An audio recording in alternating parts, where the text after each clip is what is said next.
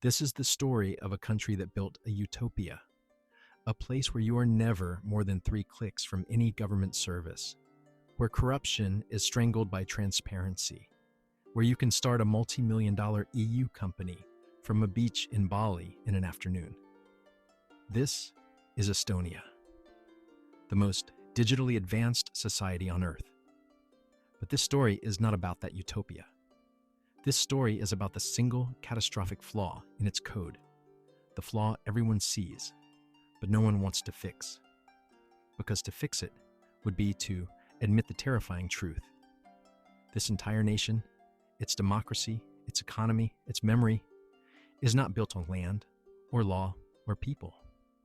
It is built on a bet that a system can be perfect, a bet that the enemies at the gates will never get the password.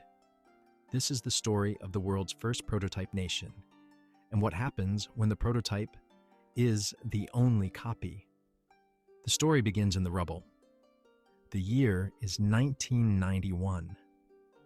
The Soviet Union has collapsed.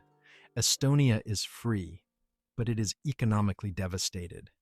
It is left with crumbling, Russian-built infrastructure and a Soviet-era bureaucracy, a system designed for control and surveillance, not for public service. They had a choice: build a normal country decades behind the West, or leapfrog history.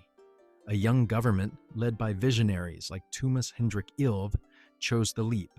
Their radical idea was this: in the digital world, a small country can be a giant. They built something called X-Road, not a physical road, but a digital backbone, a secure tunnel that lets a hospital, a bank, and a tax office talk to each other without you ever filling out a duplicate form. It was a master stroke of efficiency. By 2024, over 99% of public services were online. They launched eresidency, selling a digital identity to global entrepreneurs. Over 100,000 people, from Japan to Brazil, now use it as their gateway to Europe. The world took notice. But here's the part the brochures leave out. To build this digital fortress, tiny Estonia needed the biggest guns in the world. So they invited NATO to move in, not with tanks, but with coders. The NATO Cooperative Cyber Defense Center of Excellence. Its global headquarters is not in Brussels or Washington. It's here, in Tallinn. They partnered with private firms to build their unhackable blockchain, securing over 1 million health records. The first pillar of the Estonian miracle wasn't just innovation, it was a strategic outsourcing. They let the West hardwire its own security apparatus directly into their national nervous system. They didn't just build a new government, they became a living lab for the future of the state. And every lab has a kill switch. Every prototype needs a stress test. Estonia's came in 2007. The government decided to move a Soviet war memorial. Moscow was furious. What happened next was not a protest. It was a preview. For 3 weeks, Estonia was bombarded, not with missiles, but with data. A massive coordinated cyber attack from Russian sources flooded banks, newspapers, and parliament. Cash machines froze. News sites went dark. The digital society simply stalled. A NATO member state was under a digital blockade. This was the moment the bet turned real. The 2007 attack proved their entire society had a single, glaring point of failure. One well-aimed strike at the digital spine could paralyze the nation. Their response was not to retreat, but to double down into science fiction. They created the world's first data embassies. They placed server racks in friendly countries like Luxembourg.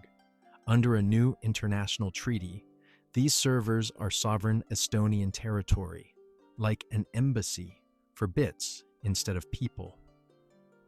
If the homeland is erased from the internet, the digital nation reboots from abroad. Think about what that means. Estonia has officially declared that its most vital national asset is no longer its land or its people, it is its data. This is the dark, brilliant heart of the paradox. Their entire sovereignty is now a bet on perpetual, flawless operational security. They aren't just fighting economic decline, they are fighting digital oblivion, which brings us to the unsettling present. Estonia is not a finished product. It is in permanent beta.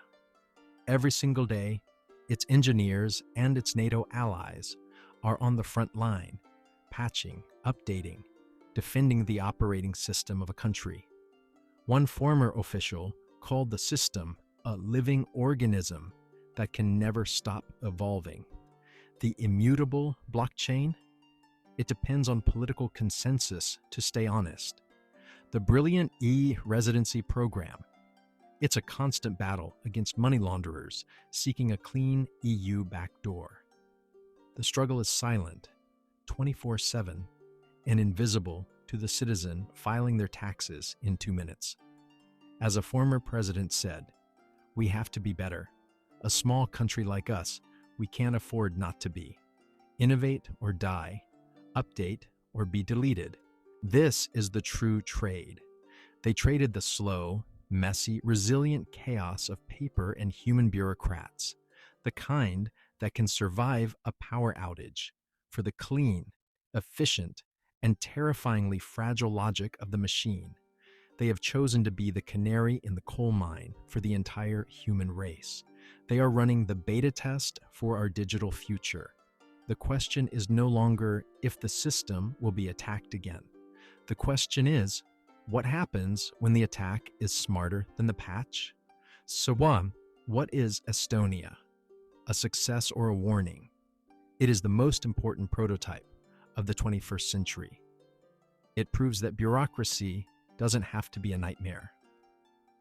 That transparency can be stronger than corruption. That a nation can be run from the cloud.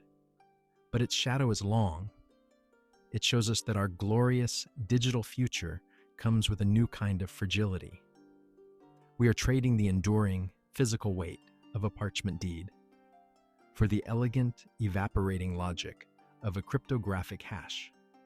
Estonia gambled that the greatest threat to a nation is no longer an invading army, but an obsolete idea.